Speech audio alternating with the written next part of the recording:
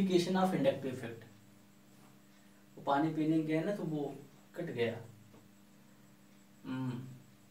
चलो ठीक, जो इतना अभी मसाला आपने तैयार किया उसको यूज कहाँ करेंगे, ठीक है। तो एप्लीकेशन ऑफ इंडक्टिव इफेक्ट करके हम लोग इसको पढ़ लेते हैं। और सबसे पहला जो एप्लीकेशन होगा, ठीक है, एप्लीकेशन कहने का मतलब यार एडवांटेज, उसका क्या लाभ है, ठीक है, पढ़ तो लिया सब इतनी कहानी। तो एप्लीकेशन ऑफ इंडक्टिव इफेक्ट में सबसे पहला हम लोग क्या कर सकते हैं, acidic nature of carboxylic acid को पता कर सकते हैं, ठीक है।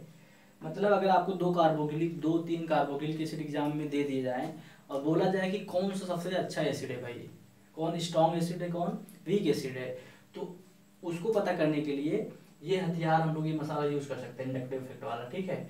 सेकेंड है stability of carbocation, how to decide which is more stable carbocation. और आपको आगे चल के मिलेगा कि भाई कौन मेजर प्रोडक्ट होगा, कौन माइनर प्रोडक्ट होगा, उसको आप इजीली एक्सप्लेन करते हैं with the help of inductive effect. तो सेकेंड टर्म भी हम लोग कर लेंगे।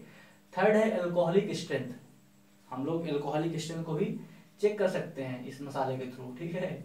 Basic nature of amine, basic nature मतलब एमीन बेसिकली अगर आपको कहीं ना अगर ये वाला ग्रुप मिल जाए NH2 कोई ऑर्गेनिक केमिस्ट्री में अगर कहीं NH2 मिले तो समझ लीजिएगा वो एमीन है, ठीक है। कुछ बच्चे बबलू टाइप के होते हैं ना तो उनको नहीं पता रहता है, नहीं सारे बच्चे अच्छे हैं। तो फोर्थ पॉइंट है, अच्छा फोर्थ हो गया, basic nature of amine check कर सकते हैं अप्लाई करके इंडक्टिव इफेक्ट का कॉन्सेप्ट। फिफ्थ है सब्स्टिट्यूशन रिएक्शन, जैसे हमने बोला अभी सब्स्टिट्यूशन रिएक्शन जो होता है SN1 एंड SN2, इसको भी डिसाइड कर सकते हैं, इसको भी अच्छे से हम लोग कैलकुलेट कर सकते हैं with the help of inductive effect. देखो कितना बढ़िया हमने मसाला तैयार किया है, यहाँ यूज करेंगे। मेजर जो क्वेश्चंस अराइज होते हैं वो यहीं से होते हैं, ठीक है। अभी तक जितना था वो बेसिक कॉन्सेप्ट थे, वो सिंपल कॉन्सेप्ट। एक चीज और समझो, हम लोग सबसे पहले पढ़ते हैं acidic nature of carboxylic acid, ठीक है। सबसे पहला हम लोग जो एप्लीकेशन है वो है acidic nature of carboxylic acid. अब acidic nature of carboxylic acid पढ़ने से पहले सबसे पहले समझ लेते हैं कि एसिड को क्या होते हैं, ठीक है।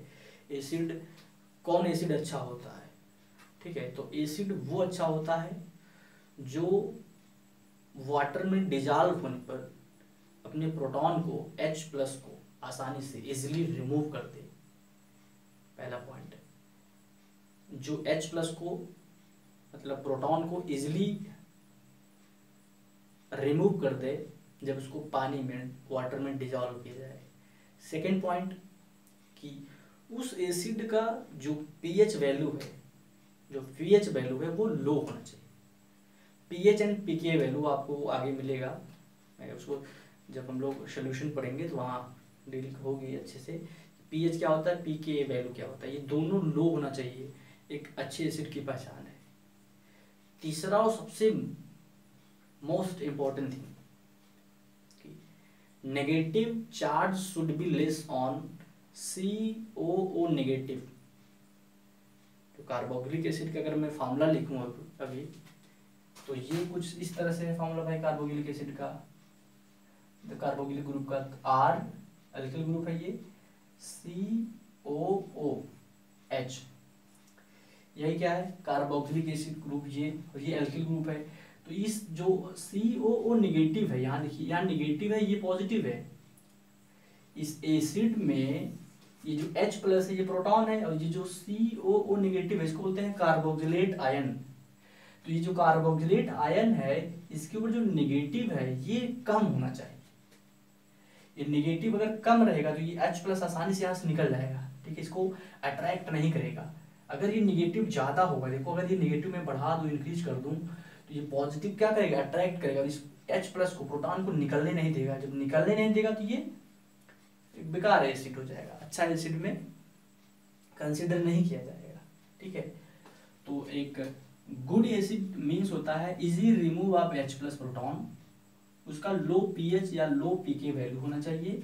Negative charge on COO negative should be less. अब इस नेगेटिव चार्ज को कम कौन करेगा, नेगेटिव चार्ज को कम कौन करेगा, अगर इस वाले कार्बोक्सिलिक एसिड में मैं कोई इलेक्ट्रॉन विड्रॉइंग ग्रुप लगा दूं, इलेक्ट्रॉनों को निकालने वाला, जब एसिड में इलेक्ट्रॉन विड्रॉइंग ग्रुप आप लगा देंगे तो वो इलेक्ट्रॉनों को पुल करेगा। जब इलेक्ट्रॉनों को पुल करेगा तो क्या हुआ, थिंक अबाउट इट। जब कोई इलेक्ट्रॉन विड्रॉइंग ग्रुप एसिड में लगा हो तो वो इलेक्ट्रॉनों को पुल करेगा, नेगेटिव चार्ज की डेंसिटी क्या होगी, कम हो जाएगी। जब नेगेटिव चार्ज डेंसिटी कम होगा तो H+ जो है वो इजीली रिमूव हो जाएगा और वो गुड एसिड होगा। ठीक है, अभी हम एग्जांपल से समझते हैं। देखिए ये RCOOH इन वाटर में डिजोल्व कर दिया इसको, ये बनेगा RCOO नेगेटिव, H+ यहाँ से रिमूव हो जाएगा। यदि नेगेटिव बढ़ गया, देखो अगर नेगेटिव बढ़ गया तो H+ का रिमूव होना मुश्किल हो जाएगा। देखो अगर ये नेगेटिव है, अगर मैं इसको इस तरह से एक समझो, इस तरह से अगर इस नेगेटिव साइन को मैं बढ़ाऊं, देखो अगर मैं नेगेटिव को बढ़ा दूं तो ये नेगेटिव इस पॉजिटिव को पकड़ के रखेगा, जाने नहीं देगा उसको। जब H+ निकलेगा नहीं तो एसिड तो बेकार हो गया ना भाई। और एसिड वो अच्छा है जो H+ आसानी से निकल जाए, और H+ आसानी से निकलेगा कब, जब ये नेगेटिव की जो डेंसिटी है, जो नेगेटिव कम हो। ये कम नहीं, वो डेंसिटी उसकी बात अभी कर रहे हैं। ठीक है, ये डेंसिटी कम होनी चाहिए नेगेटिव। ठीक है, तो अगर नेगेटिव कम करना है तो इलेक्ट्रॉन विड्रॉइंग ग्रुप लगा दो, ऑटोमेटिक वो कम हो जाएगा और वो गुड एसिड हो जाएगा।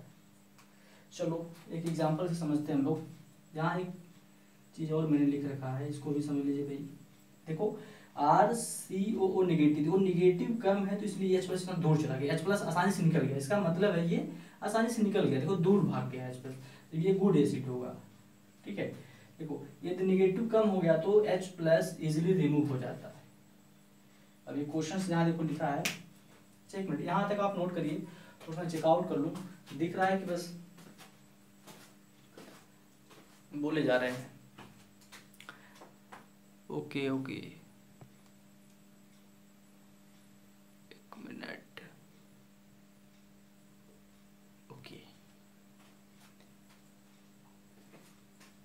काफी लंबा वीडियो हो जा रहा है यार। ओके, चलो एक कंसेप्ट अच्छे से हम लोग इसको समझ लेते हैं, फिर आगे हम लोग नेक्स्ट लेक्चर में कंप्लीट करेंगे। इसी को भी थोड़ा सा आप समझ लीजिए कि विच इज गुड एसिड।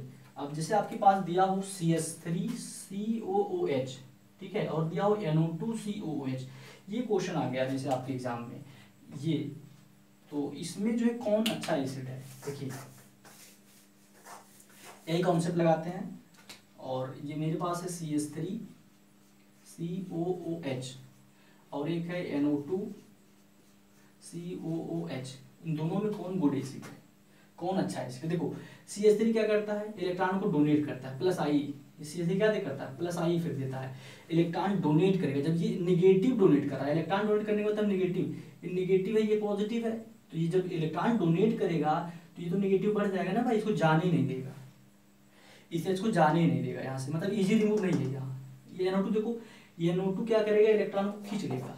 जब इलेक्ट्रॉन खींचेगा, अगर ये निगेटिव में साइन बना दूं तो ये पॉजिटिव, जब ये NO2 इलेक्ट्रॉन को खींचेगा -I से, तो ये जो निगेटिव का साइन है ये देखो छोटा हो जाएगा, नेगेटिव कम हो जाएगा। जब ये नेगेटिव कम हो जाएगा, नेगेटिव जब कम होगा तो ये H+ का अट्रैक्शन यहाँ कम हो जाएगा, H+ आसानी से रिमूव हो जाएगा। तो अगर मैं इसको A कंसिडर करूँ, इसको B, तो B is good acid as compare to A।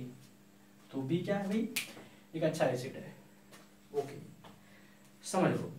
अगर जो कार्बोक्सिलिक ग्रुप है उससे इलेक्ट्रॉन विड्रॉइंग ग्रुप लग जाए तो वो गुड एसिड होगा, अगर उसमें इलेक्ट्रॉन डोनेटिंग ग्रुप लग जाए तो वो बैड एसिड हो जाएगा। इलेक्ट्रॉन डोनेट करके इलेक्ट्रॉन डेंसिटी बढ़ जाती है तो H+ का रिमूव होना बहुत मुश्किल हो जाता है, और इलेक्ट्रॉन विड्रॉइंग ग्रुप लगा के इलेक्ट्रॉन डेंसिटी को क्या कर सकते हैं, कम कर सकते हैं। जब इलेक्ट्रॉन डेंसिटी कम रहेगा भाई तो H+ आसानी से रिमूव हो जाएगा। इतना आप कर लीजिए, इसी को कंटिन्यू करेंगे हम। अभी कुछ प्रॉब्लम देखेंगे, देन आ जाएंगे हम लोग स्टेबिलिटी ऑफ कार्बो के टाइम पे।